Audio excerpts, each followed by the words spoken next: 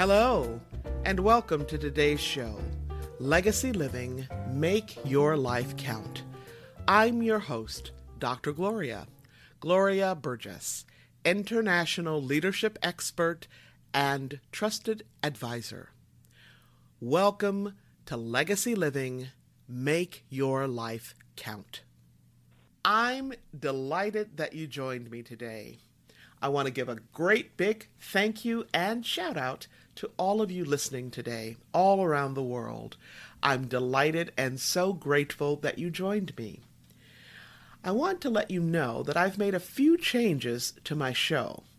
The first change is that I want you to know a little bit more about me and that you can now find my podcasts under the heading of management on some of our listening platforms. That's right, management.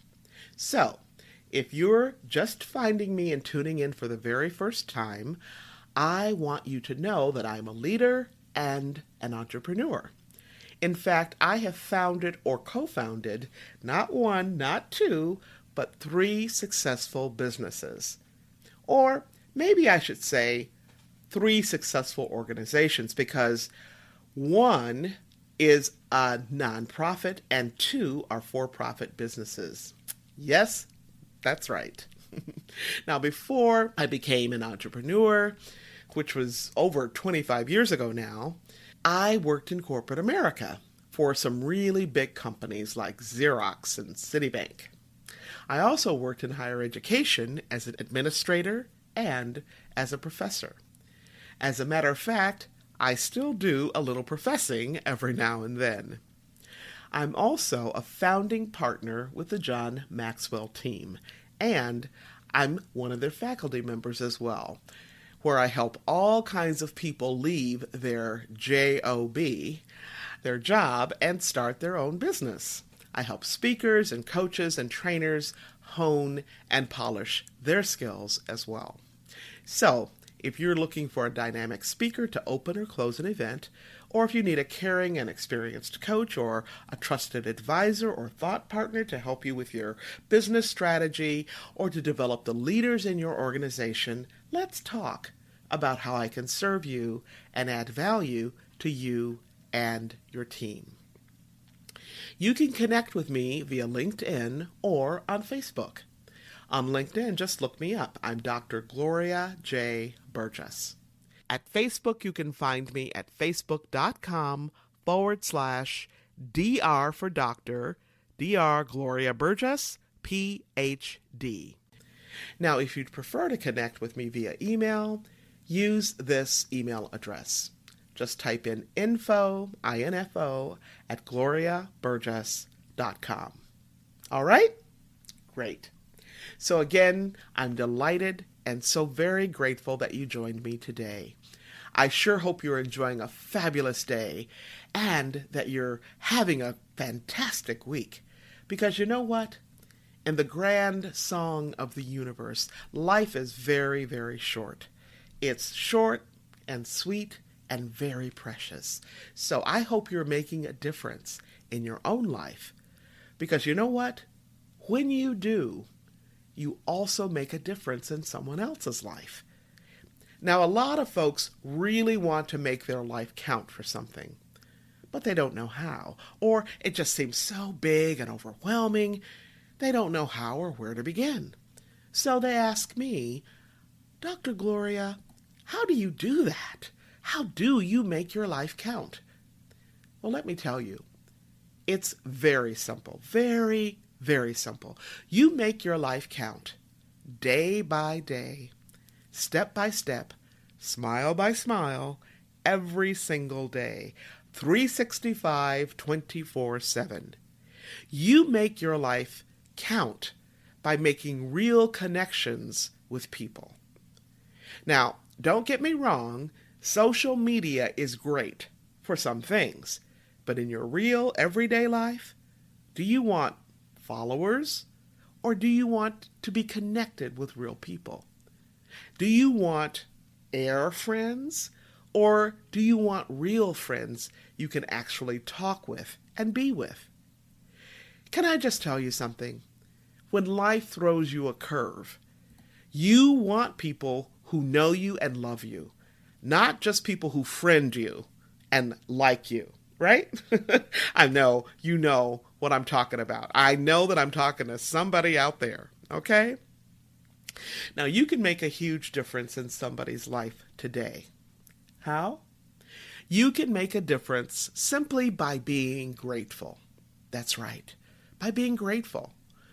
Grateful for who you are, whose you are, and by being grateful that when you know whose you are, you can lead with a sense of steadiness and purpose. You can lead with courage and confidence. You can lead with mastery through any situation. Now, I'm going to stop right here for just a minute.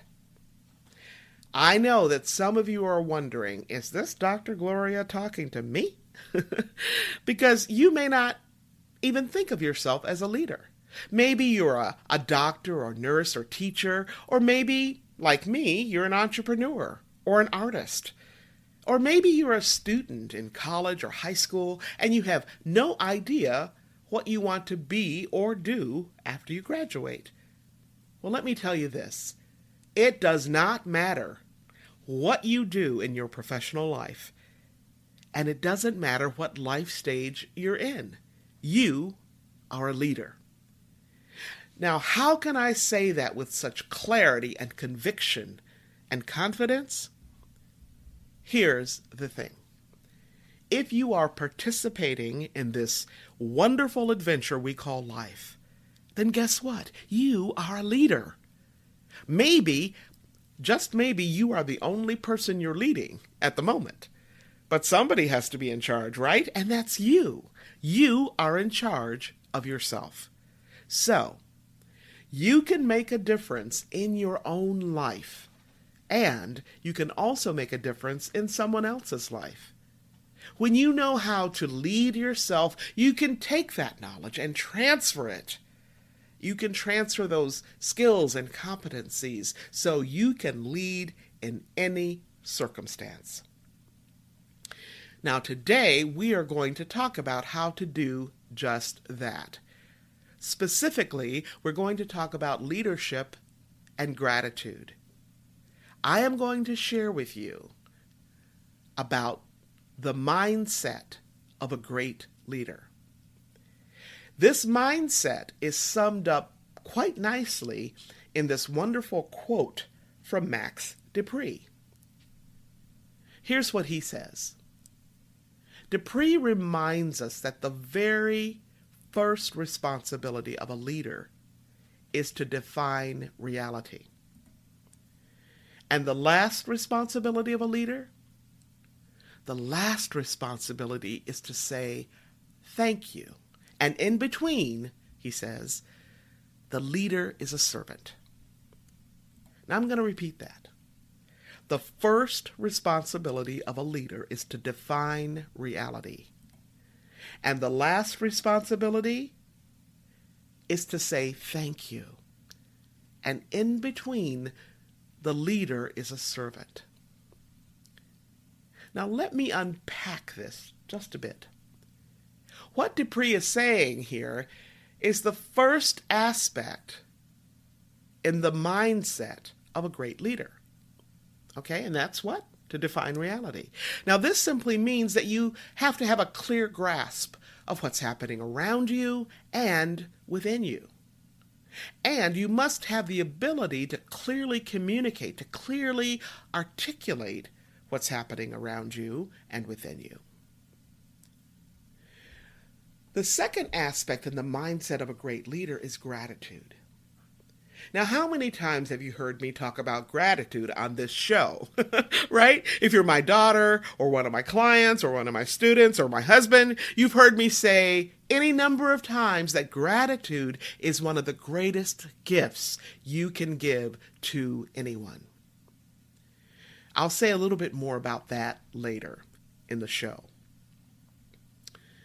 The third aspect of the mindset of a great leader is to be a servant. So in between defining reality and saying thank you, the leader is a servant. Now today I want to focus on that very special responsibility that we have as leaders, and that's saying thank you. The responsibility of expressing our gratitude.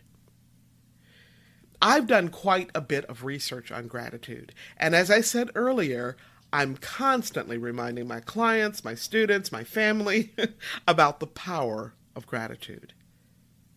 Now, my sisters and I grew up steeped, I'm talking about steeped, in learning about and practicing the power of counting our blessings, the power of love, the power of respecting others, the power of honoring our elders and everyone else in our personal village, right?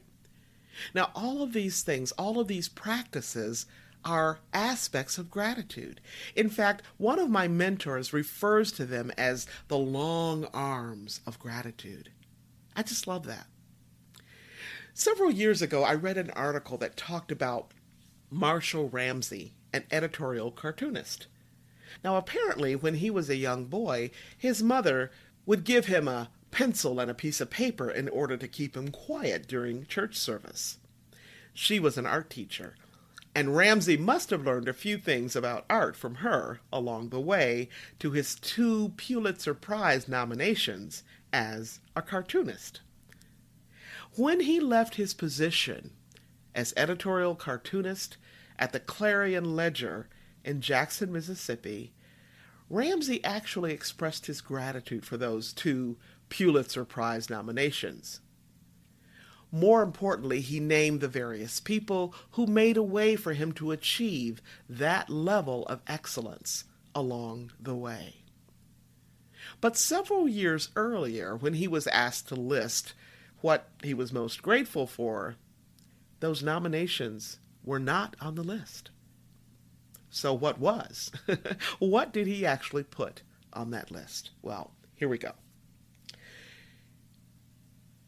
He was grateful for his very first job after college, which was as a high school janitor.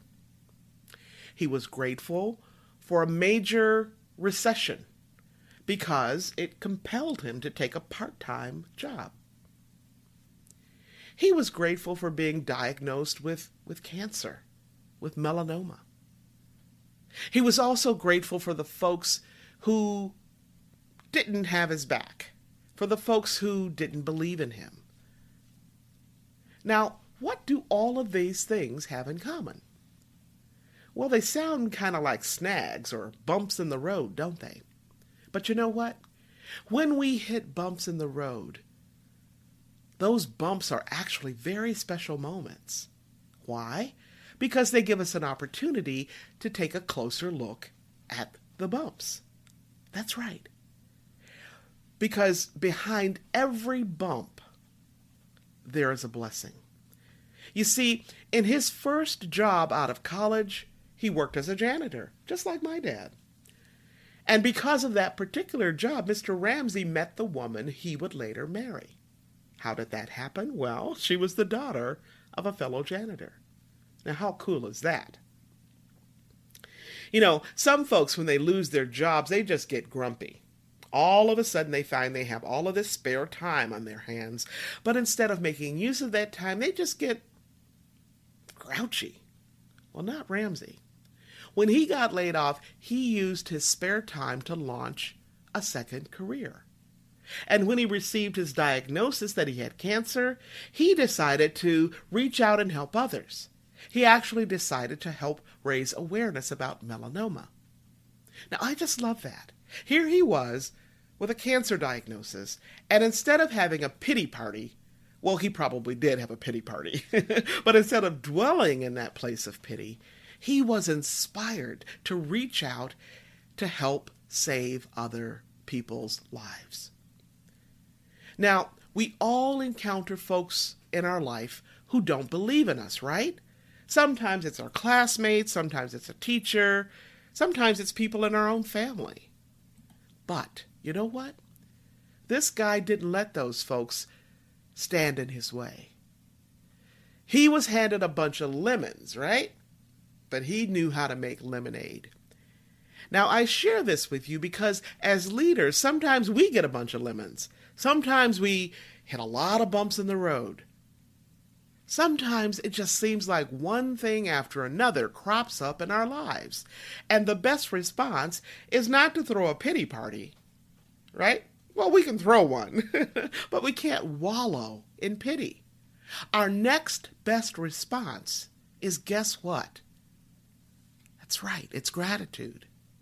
We must cultivate an attitude of gratitude, which means that we must be able to identify, pay attention to, and appreciate the negative forces, the negative people, the negative events in our lives, so that we can be intentional to harvest what we learn and to reap the many benefits that come our way as a result of those negative experiences. Research shows that when you can be grateful rather than hateful about bad experiences, you can actually see the silver lining and see behind what appears to just be a big, fat, gloomy cloud. By being grateful instead of hateful, you can give your psychological and physical immune system a leg up. You can actually give it a boost, right? And you can rewire your brain. In fact, you can alter your brain and your mindset so that gratitude can become a way of moving through the world. It can become a habit, okay? It can become a practice, the way that you approach life. When I was a little girl, my parents insisted that I appreciate who I was. Okay, that I appreciate whose I was, that I appreciate my sisters, that I appreciate them, okay, that I appreciate my teachers, my neighbors, my friends, even when we didn't see eye to eye, even when they said mean things to me, even when people or events became bumps in my road.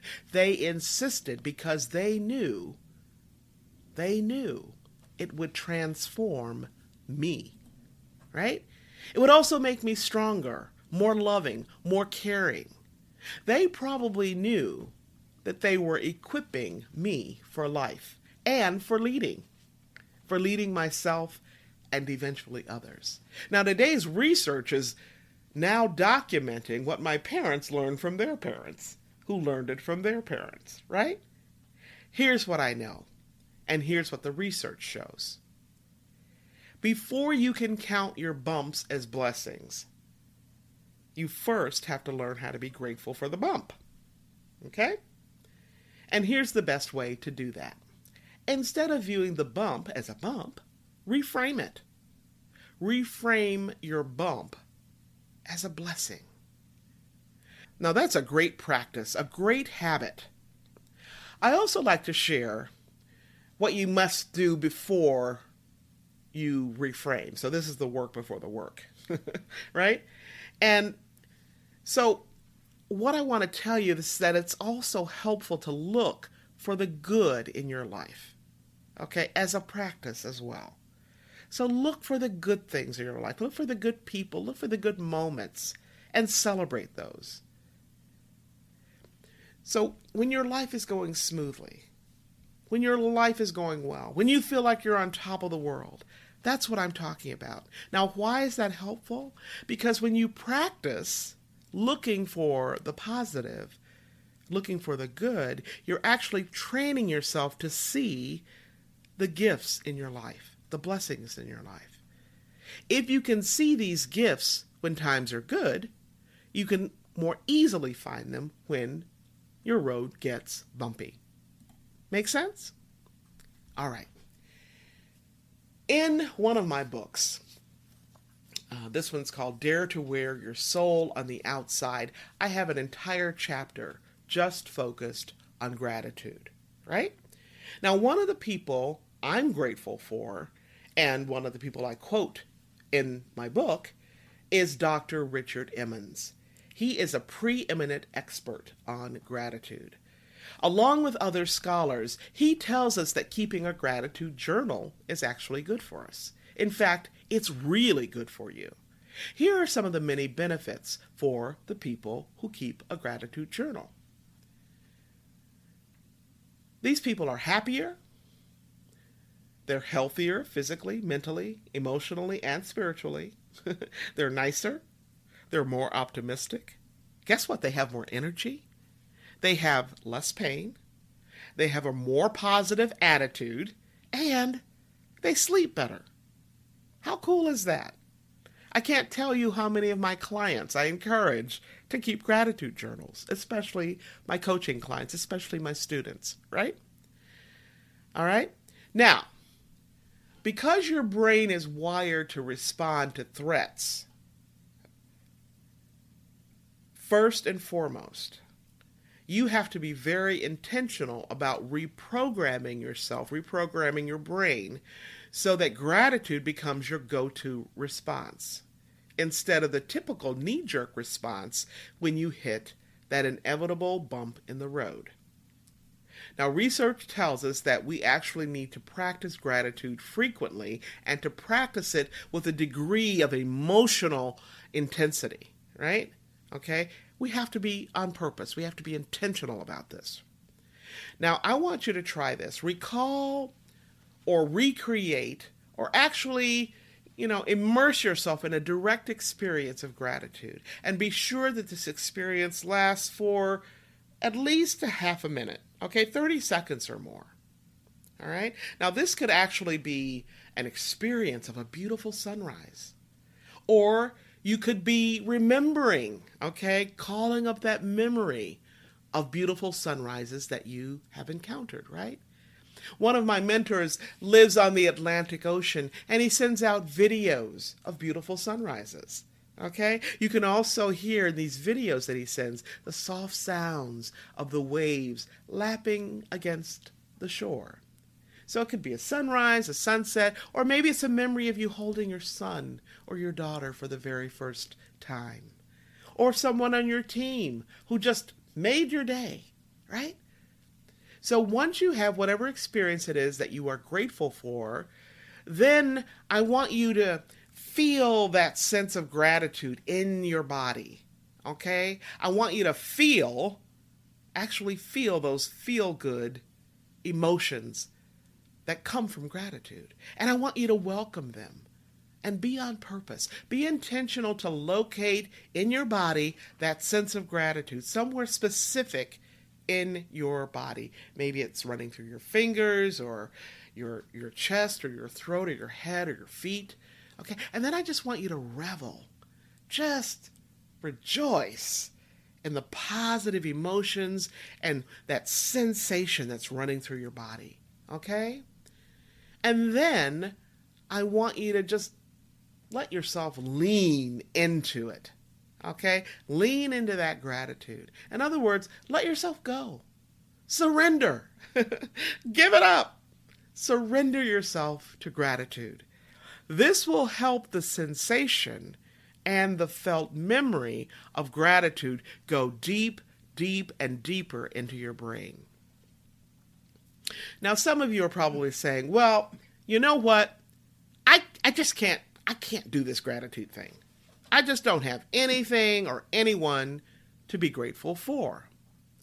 Well, let me tell you, if you have breath in your body, that is sufficient reason to be grateful. Can I hear an amen? And here's some more good news. Most of you know about the movie called It's a Wonderful Life. Now, this is one of my favorites. If you don't know about it, it's a lovely, heartwarming story about a guy who comes to understand how horrible life would have been for all the people in his life if he had not been born, if he had not been part of their lives. Now, research actually tells us that when you really take a close look at the lessons you've learned, when you really search for that silver lining behind the dark clouds in your life, then you remember where you are in your life at this particular point, at this moment in time, then the way that you see things actually begins to shift. In fact, remembering the trials, the tribulations, the suffering, the difficulties, the losses, the traumas, helps us know that now that we're on the other side of those hardships, the bright spots happened because of the difficulty. Now, when you recall how hard your life once was and the road you traveled to be here now, the road you traveled and how far you have traveled, you actually set up a clear contrast in your mind. And this contrast becomes a wonderful soil for gratefulness to take root in and to blossom. Did you know that gratitude is actually one of the many aspects of resilience? Now, before we talked about the long arms of gratitude, well, resilience is one of those arms, right? So that means that when the hard times set in, gratitude can help you bounce back better. Okay, that's what resilience is all about, being able to bounce back after stress or hardship or difficulty. And it also means that you'll be able to pinpoint the positive when life throws you a curveball. As an element of resilience, gratitude helps you recover from adversity. Now, earlier I mentioned that when you make gratitude a habit, it can become part of your physical and psychological immune system that will help you transform trauma into opportunity, pain into possibility, turning your victim mindset into a victorious mindset. So when something awful occurs in your life, I want you to stop, look, and listen. Then ask yourself, what is the lesson in this for me? What's the silver lining here? What's the rainbow that I can find? Right? How can I turn these lemons into lemonade? In other words, how can I be grateful for this awful event or person or moment or circumstance? How can I be grateful for this adversity? And then how can I flip it and reframe it and be thankful for it? All right. If you learned something in the show today, be sure to tell somebody. I want you to share the wealth. Share it with your friends, your family, your coworkers, so they can be lifted up and inspired and equipped just like you. You know what? One of the biggest gifts you can give to someone else is to give them the gift of you. It is to use your gifts, your talents, and your signature presence that exists nowhere else on the planet. So ask yourself, how will I use my leadership to reimagine my team, my law practice, my police force, my city council, my school building? How can I provide a lifeline to someone I may never know so that you can make a difference in your own life and in the lives of others? As we continue to celebrate the majestic music of your life, I want to celebrate you for making your life count. Be sure to join me next week. Now, if you missed last week's show or any part of this week's show, you can listen to the recording at your convenience. You can even listen to it on the go. Check it out at iTunes, Audible, Alexa, SoundCloud, iHeart, TuneIn, Spreaker.com, Talk Network Radio, and so many other places. Or you can tune in right here at Talk Network Radio. That's www.talknetworkradio.com/hosts/legacy living. That's talknetworkradio.com/hosts/legacy living. You can learn more about my work and Legacy Living Make Your Life Count by visiting the Gloria Burgess website. And, as I've mentioned before, if you love to be inspired, you can actually subscribe to my inspirations right on my website. Just scroll down a little bit, look on the right sidebar until you see the place to add your email address to subscribe to my weekly inspirations. It's that simple. Each week, you get a lovely photograph and a short quotation that inspires you. You can also find me on the TEDx site and listen to one of my TED Talks. Just type in my name to find me there. Okay? All right. Now, before I close today's show, I want to thank each of you for tuning in, for allowing me to share a bit about my journey with what legacy living is all about. Not just living and learning, but living and learning and serving so that you make a difference in your own life and in the lives of others. It's about being on purpose every single day, 365, 24/7. Legacy living is a powerful way to make your life count. I'm your host, Dr. Gloria Burgess. Please join me again next time, right here, for another segment of Legacy Living, Make Your Life Count. Don't just count the days in your life. Make the days in your life count. That's what legacy living is all about. Have a fantastic day, and remember, make the days in your life count. God bless you.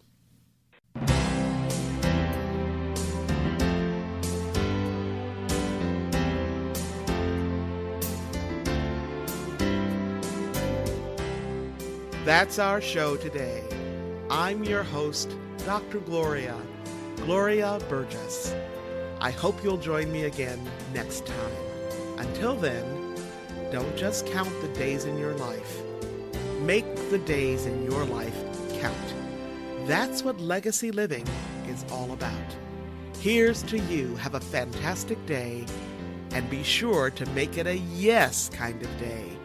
Remember to celebrate the music of your life. Make the days in your life